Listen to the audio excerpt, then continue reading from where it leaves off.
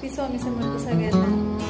So आज माझ्या बहिणीची मुलगी आलेली, ती गेली 2-3 दिवसाची ती आलेली.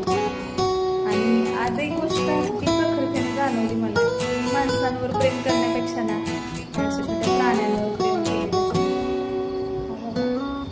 माझ्याकडे 2 कॅट आहेत, 2 मांजर आहेत म्हटलं तुमच्याकडे.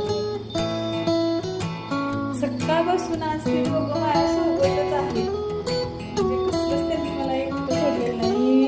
ही स्वीटी आहे, हिचं नाव स्वीटी आहे आणि त्याचं नाव गोटे आहे. आणि मस्त अशी तिने, मी चेअरवर बसलेली, तिने मला उतरवले आणि